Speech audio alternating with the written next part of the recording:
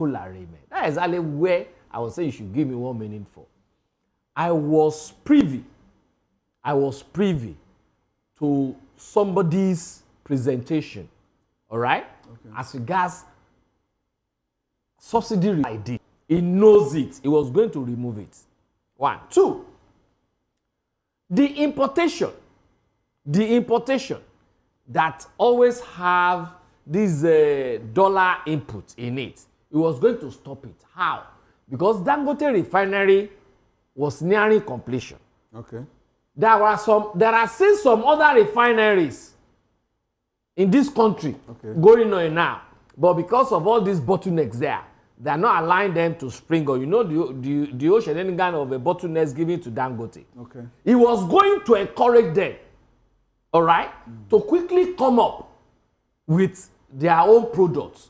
And at the end of the day, I don't know whether you watch a documentary of NNPC about 2 weeks ago by one particular station on how that place was made to be functional. Okay. And they were telling us how some people have been distorting the operations of that place intentionally. Okay. So those are the things that he was trying to work on, all right? And then make an arrangement, that local arrangement on local supply for those refineries. Because along the line, I came up with a suggestion. I came up with an argument, okay? That listen, my father has a yam plantation at the back of his house. What concerns me with how much they are now selling yam at my 12 market or my 2 market or Igbo market when I have my father's yam at our own backyard? Do you understand? So I said, listen, we are going to have local arrangement of crude oil supply to all those refineries. By now, we will have gotten close to about 4-5. Would that have made a difference in the subsidy? It would have. There wouldn't have been even. That's the subsidy remove. Nothing like subsidy again, because all those things, all those shipping, all those importation, all those things will have been removed. Does that speak to what the current president is doing, trying to give more licenses? And BUA is coming. Where are they? BUA is coming. South Koreans are coming. Watersmith is online. Port Harcourt refinery is working. Water refinery is working, and we'll see a collapse in price. Price reduction. Listen, this price reduction. I don't like people say price reduction. No. Sorry, doctor. This price reduction. Nothing like price reduction. The price that is coming down, will it at a point get to a level where it takes out the presumed subsidy? I said there is nothing like price reduction. What is happening? If you want to tell me before now, we were paying 190 naira per liter. Okay. And at a point it got to 120. 1,200. I said at a time it now got to 1,000 plus. 1,200. Okay, no. We are now buying at 860. 860. Is that not a reduction? There's no reduction. It's no reduction. What is when you want to talk about reduction now, you tell me that yes, petroleum PMS is selling less than 190 naira. That is reduction. What you have fraudulently added is what you are removing little by little. And is that not reduction? It's not reduction. Okay. You are reducing the action you are putting on people. All right. But then go back to 190. Let it be at that 190 or less than 190. All right. That's when I will know that yes, you are working. But anything less than that, you are not working. Thank you very much, Dr. Kayode. Now let's get into the second topic of discussion, which is about sexual harassment allegation, leveled against the Senate President. Senator Natasha Akpoti-Uduaghan has been suspended from the Senate for 6 months without pay due to alleged misconduct that violated Senate standing orders. Now, this decision follows an adoption of a report from the Senate Committee on Ethics, Code of Conduct and Public Petitions, which found her guilty of all charges after she failed to attend a public hearing to defend herself, while the committee, led by Senator Neda Emasuen, proposed a 7-point punishment, including the withdrawal of Akpoti-Uduaghan's salary and security details, as well as barring her from National Assembly premises. Although there was a motion for potential reconciliation if she apologized, it was overwhelmingly rejected, with the Senate President ruling in favor of reconciliation despite the vote. Furthermore, while Akpoti-Uduaghan's office will be locked during her suspension, and legislative aides will continue to receive their salaries. The Senate determined that any consideration of an apology will only occur after the suspension period, contingent on her formally submitting one. Well, let's go to our diaspora audience. Now, Chim, let me come to you. Can you help us understand what everybody actually understands? Now, the question would be, there was a court order that restrained the Senate from suspending Natasha Akpoti-Oduahan, yet the Senate went ahead to suspend her. What's your reaction to that suspension, despite a court order restraining the Senate from doing that? What does that tell you about the Nigerian Senate? So, number one, we have a bunch of lawmakers who make laws that they do not intend to abide by. Another arm of government that they're supposed to respect passed a judgment to say they should restraining them from doing that. The matter is in court. They were supposed to allow that matter to go to court, and then pending the outcome of the judicial pronouncement, then they can take whatever step they want to take. They didn't let that happen. They decided to sidestep that. In fact, what they did was to give a middle finger to the judiciary. Now, the other thing is this. I do not see anywhere in the world where someone is accused, unless you have committed an offense, you're a principal officer of that institution, you're supposed to step down and say, you know what, I will step down, my deputy take over, pending when this matter is resolved. He didn't do that. I think what is going on is that we have it's becoming a cult who are suddenly saying that at any point in time anybody tries to go against them, that they would wield the big stick as a deterrent so that nobody speaks up. This woman, I'm not necessarily supporting her, but she has made an allegation. And I think what is proper is to give her a fair hearing. Go and exhaust the process. Find out if what she's saying is true or not. If she's found not to be saying the truth, then at that point, with evidence, you can pass your own judgment. But if she is, then the guilty party should be made to face the music. I end here by saying, this is not the first time we're seeing stuff like this happen. I think the Nigerian legislative arm of government, in particular the Senate, has become a place to silence voices who speak up, especially dissenting voices who bring issues that you don't like. It's happened to some male men or male members of the House. We've had a certain member who spoke up about a padded budget, and he was silenced. The entire senators silenced in support of a fellow lady. At least to say, you know what, no, we're not saying her allegations are correct, but we're saying give her a fair hearing. Let's exhaust the process before you pass judgment. What they're just trying to do is to put everything under the carpet. They're trying to, literally, use their powers to to sort of say nobody should ever come up to say anything against the Senate. If you do that, this is what we're going to do to you. Lastly, I don't think the Nigerian Senate has the powers to suspend a member. I don't think so, because one, the Nigerian Senate did not bring her to the Senate. The members of our constituency voted her to go there to speak on their behalf. What you can do is to ask her to excuse you, for a certain period, or remove her from certain privileges like committees or whatever. But you cannot ask her not to come and sit in the House and to take part in deliberations that concern members of our constituency. So I think a grave injustice has been done. Hopefully people will speak up and force the Senate to do the right thing. I think it's a great injustice. All right, thanks very much, Chim. I was coming to that, but I'm happy that you chimed in on it. I was going to ask you, what happened to women supporting women?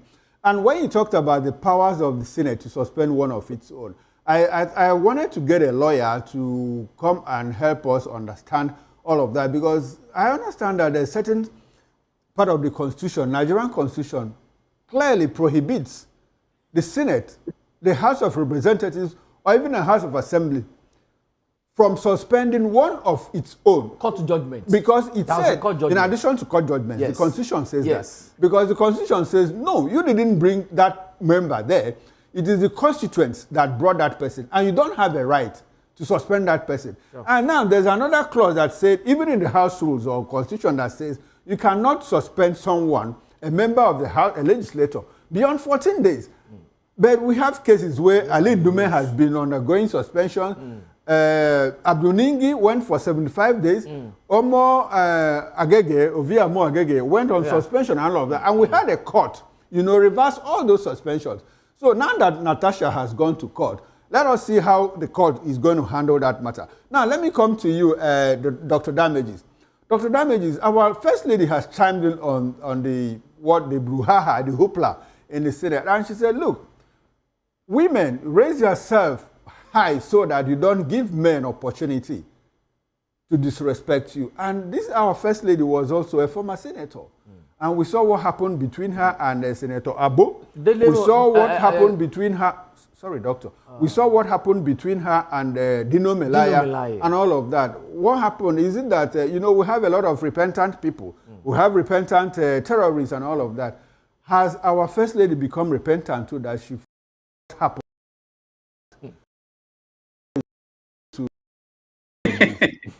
No. I think at this point, what most people were doing, they are simply trying to protect the establishment. The First Lady has become part of the establishment, so she cannot see the establishment. And even when she sees that, she sees it as something that has to be protected because she's now part of that establishment. But let me, I want to touch on something. This was the headline I was thinking I will write after the whole drama, which was that Natasha castrates Akpabio. I thought that would be the headline, but it's no longer going to happen. The castration has been postponed, but it's not cancelled. What people don't know is that for change to happen, Obama said that it could go in a zigzag form. You think you're making progress, you go back. What is so sad about the whole drama, and this is something that most of our people don't know. There's this senator from Ebonyi State who came on TV and said that Senator Natasha had 6 children from 6 different women. That is not true. But even if it's true, that has nothing to do with the substance of the case. So the same thing with the First Lady, talking about how you carry yourself and the institution of, that has nothing to do with that. And her performance when she was there it's just an indication of what we're talking about.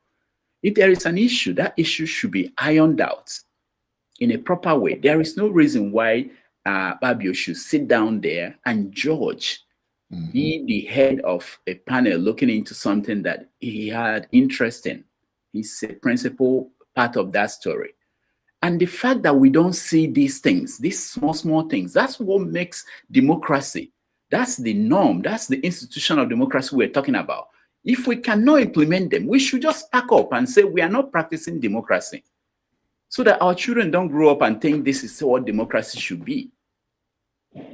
All right, Dr. Damages, I'm trying to fish out a video of where Natasha, was speaking to the Senate president, and the whole thing was so convivial, and I also understand that at the point they had to travel together, to a certain conference in Geneva. 2 of them traveled together and all of that. I'm trying to fish out that video. Maybe I could before the end of the show. And a lot of people are asking questions. Is it a relationship gone awry, or is it just about sitting arrangement and all of that? What's your quick reaction to that? It doesn't matter what happened, even if you are my brother, even if you are my sister, you are my friend, it doesn't matter. If you disrespect me, if you cross the line, if there is something that is wrong, that thing should be addressed, irrespective of all the other external factors. That's the point we're missing. I don't care what they had before, what happened. I don't care about their relationship. I don't care about. The point is that this is an allegation. Let's look at it. And that's how we should handle everything. It's not, the other things are just distractions. All right, thank you very much, Dr. Damages. Now let's bring in Flagship. Flagship, in the thick of the moment, the scandal that erupted in the Senate, we have seen a lot of people, protesting in favor of the Senate president. We saw women from Akwa Ibom, saying, look, leave our son alone. He's our worthy son. He has done so much for us. We also saw people, you know, the South women, say, some of them even had to turn the placards upside down. They didn't even know what was written on the placards. Now, does it look like this protest are sponsored? And what's your, I want to have your quick take on what is happening on the floor of the Senate, and could you please also respond to the fact that these protests, are they in some way, are there people behind this protest, or are they altruistic in all of this that is happening? How do you think they made it to Abuja to protest? I wasn't expecting less. I expected the women from Akwa Ibom to come and protest. That one is an easy given. You know it's paid. It's a paid protest. Have you not seen those video clips that are making rounds on the internet of women that were being interviewed and asked, why are you here? And a lot of them had no clue of why they are there and what they are protesting for. It's all paid. You know, today, I think it is, what's today, the 8th? The world is marking International Women's Day. And briefly, International Women's Day celebrates the milestones that women globally that they've achieved in their quest and pursuit for equality, to be known for fairness, fair treatment, not only in politics, in government, in business places, but also at home, or their homes. But in Nigeria, unfortunately, that fight has been sent back by over 200-300 years by what happened on the floor of our Senate this week. And it's pathetic. You know, this is where I say again that we Nigerians, we miss great opportunities when they present themselves to us. Opportunities to make vital changes, to make vital progress, to speak on things, develop things, grow them that would benefit us as a people. Do you know what it means for that stepdaughter, that house girl, the student in school, that secretary at work, the female bank worker, the housewife, and many more? Do you know what this means to them? Do you know you've just shut down their voices, that they cannot come out to speak again? Because if a powerful female like them in the Senate, such as Senator Akpoti, was shut down, how do you think they will survive reporting any case or oppression that they face sexually? Okay. It's not going to happen. All right. So we've just set back by so many years. And lastly, Mr. Okoro, let me say this. They thought that they silenced the voice of Senator Akpoti. But integrally, what they did is shut down the entire voices of the people of Kogi Central that she represents. They are not being represented in the House as it is right now. And it's unfortunate. We take every swipe at making and defaming our nations by those who sit in the helm of affairs. This case is on CNN as we speak, is on BBC, Al Jazeera has reported on it. It's everywhere. My friends here in America who have interest in Nigerian affairs have heard about it. We had a conversation this week. So every single day, we are going backwards rather than making progress in how we deal with ourselves in Nigeria. All right, Flagship, before we move away from this topic, I'm talking about making progress. A lot of people have blamed Natasha for the way she handled her outburst about the change of seat, the change of position on the floor of the Senate. Do you think that she could have handled it differently and all this fuss about it wouldn't have erupted? The question is there a way that Akpabio would have handled it differently than the way he did? Remember Akpabio versus Saraki? How did Saraki handle it? That's leadership. So if Natasha, who Akpabio is presiding, Senator Akpoti, who Senator Akpabio is presiding over as the leader, cannot execute leadership, proper leadership, I don't think we have any right to blame Senator Akpoti at all. All right, thanks very much, the Flagship. Now, let's get into the second and final topic of discussion, which is about electricity generation. Now, Nigeria's electricity sector recently achieved a historic peak power generation of 5,801.84 megawatts on March 4, 2025, marking the highest output in the country's history. The Transmission Company of Nigeria, TCN, confirmed that this milestone followed improvements in power generation and a stable frequency of 49.69 Hz, ensuring efficient delivery to distribution companies and end users. Well, in contrast, the Association of Nigerian Electricity Distributors, ANED, has accused the Nigerian Air Force of neglecting to pay an outstanding electricity debt of 4.34 billion naira, despite having the financial capacity.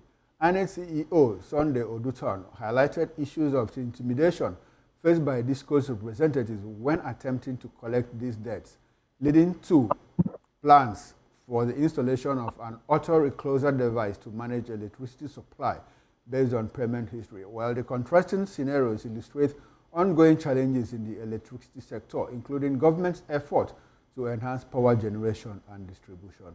Well, while the government under President Bola Tinubu is committed to reforms and infrastructure investments, the failure of certain agencies like the Nigerian Air Force to settle debts raises concerns about accountability and financial viability within the sector. Dr. Kayode, as we coast hope, what's your reaction to, is this something that we should share, that 5,800.14 megawatts of electricity? That's why we're generating now. We are up there. Even when the DISCOs even can't take everything that we generate. Should we be happy? Is it something to celebrate? It's a shame. Why? It's a shame that at this age, Nigeria is celebrating mere 5,000 megawatts generation. Why won't we celebrate? This is the first time we are hitting that mark. 5,000. When South Africa, small South Africa, is generating 20,000. How small is South Africa? How small is South Africa? Generating over 20,000. How small is South Africa? The economy is bigger than yours. Is the economy supposed to be bigger than us? But it is. Is the economy supposed to be bigger than us? Doctor, it is. Go to Rwanda. How much of electricity is Rwanda generating? How much is Egypt generating? To the extent that even a candidate went to Egypt to go and study how they are generating. No, these are small countries now. They don't have the kind of problems we have. That's what I'm saying. They don't have the kind of problems we have. We have all it takes to have been able to generate times 10 of what we are claiming we are generating now. But because of what we are seeing in the Senate, what we are seeing in the presidency, what we are seeing in different sectors of our nation, we cannot think right. And let me quote Dr. Damages. We have dropped our brain for religion. So tell me, how will we be able to do what we are supposed to do? Okay. Now, Dr. if we are not in Banana Republic, all right, how will the military go and harass those that are doing their work accordingly? Meanwhile, that same military is owing Ikeja Disco $4 billion. Yes, even if you are owing, naira. Why don't you go to Ministry of Defense? Okay. Because Ministry of Defense now, is supposed Dr. Kayode, hold on to your line of thought. You put it out during your concluding thoughts. Now, let's bring in our diaspora guests. Now, Dr. Damages, let me start with you. We are at 5,819.40 megawatts. Now, is it something that we should be happy about? Yes. Exactly. Yes, we should be happy. Is that not what you are comfortable with? Yes, we should be happy. No, it's not about me. It's not about me. This is the first time we are hitting that mark. It gives me joy. Doesn't it give you joy? Close down the schools for maybe 1 week, throw a party, free food for everybody. We achieved it. Let me say this. If you want to look at electricity in Africa, supply and demand and needs, Nigeria is, apart from Democratic Republic of Congo, that has 81 million people who have no access to electricity. Nigeria is the next in line. We have 65.3 million people who do not have access to electricity. So that's where we are going to start. It's not even about comparing ourselves to Ghana or Kenya or even small African countries.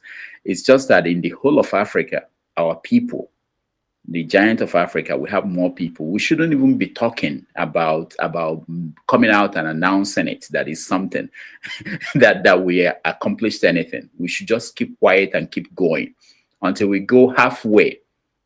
I look at the top 10 African countries in electricity generation. Nigeria is not there. Top 20, Nigeria is not there. If I take WAEC, when I took WAEC and I didn't make it the top 20 in my class, there's nothing that I won't be telling people that I passed WAEC, I achieved anything, I got 2 credits, whatever. It's embarrassing. That means, but you know, the problem we have are basically fundamental, small, little fundamental problems.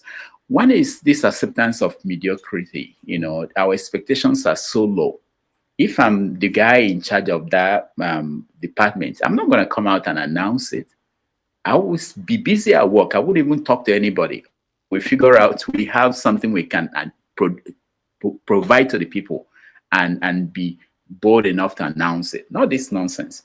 But we are used to it. We clap for them. Some people are clapping for them, for him, and whoever he is. All right.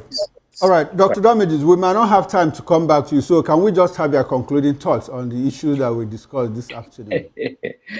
Well, quick one. Yeah, no, this is all I have to say. Everybody, we have heard about it, which is international standard, best practice. And we play with it. We think we can find a way around it. We cannot. In everything we do, we have to aspire. We don't even have to reinvent the wheel to come up with it. It's out there. What is the best practice anywhere? If it's in China that it works, let's use it. If it's in America, yes, let's use it. If it's in Kenya, best practice. That's all we need to aspire for. Until we do that, we come here every week and complain about everything because it's still the same process, the same problem. All right, thanks very much, Dr. Damages. Now, the flagship, is it possible you tell us how much electricity that Georgia consumes? Is it possible? I was trying to do that before the show, but I couldn't get my hands on it. But I can bet you it's way over what your country, Nigeria, is celebrating right now. Is it not your country too? Hey, listen, I don't see how we celebrate mediocrity. It's one thing that we're very good at, and it beats my imagination all the time. When we bring these things out in public view and we announce it and want to make a fanfare of these achievements, I feel bad because every year there is a budget for this. And it's not small, it's huge, but we never get anything. And the people suffer this epileptic power situation in Nigeria, and it's part of the reason why the economy is what it is today. If you bring out what the nation is celebrating today and bring it to my state to power it, it won't go nowhere. So I don't think that this is right. And I agree with Dr. Damages. There are ways around these things. There are new technologies. There are things that can be done to make it better. And the sad thing is our government, or those that are in charge of these sectors, they know about these things. They have the money to get these things. And the question that beats me is, why are they not doing it? Why are we still running this power grids and power generation with that we've for over 50 years? Okay. When the rest of get back and begin to reevaluate ourselves and our minds and think of. Okay, now the flagship, can we have your concluding thoughts in 30 seconds if you can? Well, I at this point, I'm short of words because thinking of this power situation is just, I really was sad to see that they are celebrating. The only thing I can say to Nigerians is keep hope alive. All right. Get right. Thanks very much, the flagship. Now, Chim, let's bring you in finally. Now, Chim, Nigerian Air Force Base in Ikeja, Lagos, here, where we are broadcasting from, is owing Ikeja Electricity Distribution Company 4 billion debt of 4 billion naira. The Canadian Navy, can they owe an electricity distribution company that amount of money? and nothing happens in Canada? Okay, so while I don't have the data of the relationship between the different energy organizations who provide electricity supply for public institutions like the Canadian Armed Forces and Army and all that, I can rightly tell you that stuff like that will not happen. But what I want to say when it comes to this generation is that just take these statistics. Alberta, which is supposed to be like Lagos State or Abia State or Kano State in Canada, generates 16,000 megawatts of electricity. Canada alone, you can Google this, generates 618.3 million megawatts of electricity. I want you to go home with that. So when we are celebrating 5,000 megawatts as a country of 200 plus million people, Alberta has a population that is hovering between 4 million and 3-point-something million population. Like Lagos. Generates 16,000 megawatts of electricity. So quite I want to quite unfortunate as we leave. All right, thanks very much, Chim. Let's bring it back to the studio where we still have Dr. Dayo Kayode. Doctor, your concluding thoughts, quick one. Yeah, you see, two ways. Okay. People like you, me, Dr. Damages, Flashy, and co. We should start thinking on how to queue or how to source for the kind of leadership we want in this country. We rather go for purposeful leadership rather than reluctant leadership. A purposeful leadership will have prepared himself as regards what he or she wants to do when he gets to a particular position. He will have been able to compare what is happening in Rwanda, what is happening in South Africa, what is happening in Alberta, and then compare it to Nigeria to see how things in Nigeria can be made better. All right, unlike a reluctant leader that is just going there to go and satisfy somebody's hegemonic tendencies. On the second note, we the people, we have a role to play. Okay. I'll give you an instance.